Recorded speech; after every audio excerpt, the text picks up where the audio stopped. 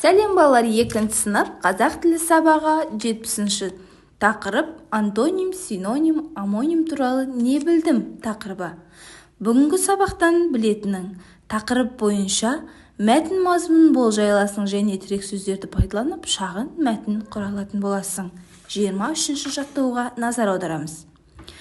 Тақырыбына қарап, өлең не туралы екенін болжа. Өлеңнің тақырыбы оқу мен ойын. Демек, өлең оқу мен ойын туралы болуы керек. Ал енді өлеңді оқиық. Бұлағындай білімнің кітабыма үңілдім, сабағымды бітіріп, допқа қарай жүгірдім. Добым, домала, қақпа жақты жобала, ай далаға секеңдеп, мәшинеге жолама. Добым қандай айлалы, бізбен орғып ойнады. Сабақтан соң доп ойнау денсаулыққа пайдалы. Өлеңнің авторы Баянғали Әлімжанов. Балалар, енді өлеңге байланысты тапсырмаларды орындайық.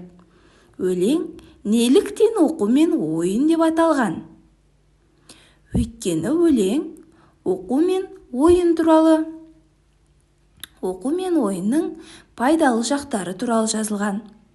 Келесі сұрақ. Қарамен жазылған сөздің амоним бола алатынын дәлелде.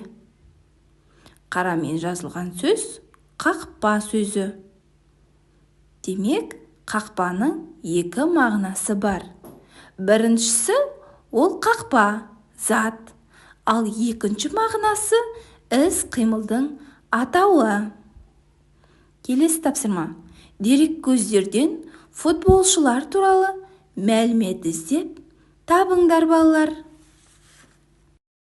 Балалар, халықаралық спорттық зерттеу орталығы әлемдегі футболшылардың рейтингін жариялады.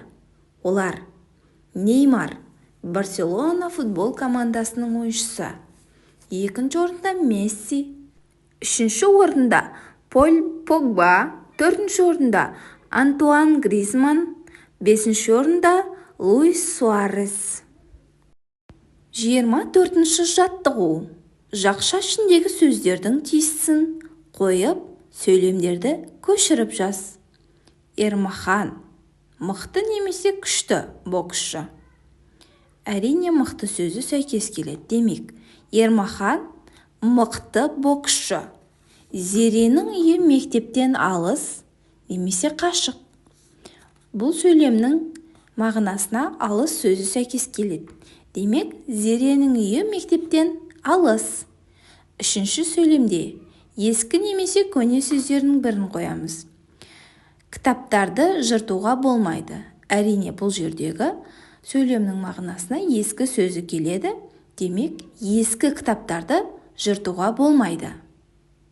Балалар, жақшадағы сөздердің антонимін тап. Демек, мықты, күшті сөздеріне антоним ол әлсіз сөзі келеді. Ал алыс, қашық сөздеріне антоним болатын сөз жақын. Ескі, көне сөздеріне антоним болатын сөздер жаңа сөзі.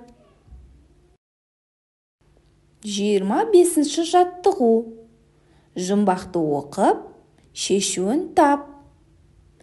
Кімнің ұшқыр ойы? Сайысатын кімдер айт? 3 раунд бойы.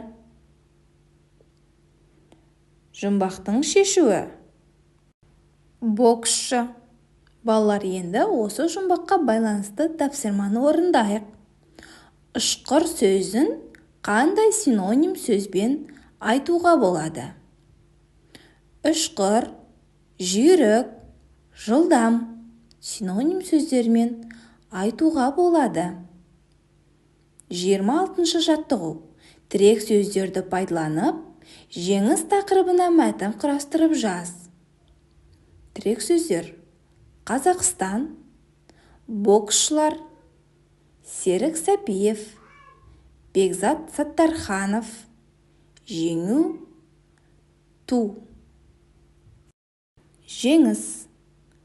Қазақстан боксшылары өзара сайысқа түсті. Серік Сәпиевке қарсылас Бекзат Саттарханов болды. Бокстың 3 раунды да өте тартысты өтті. Серік Сәпиев жеңіске жетті.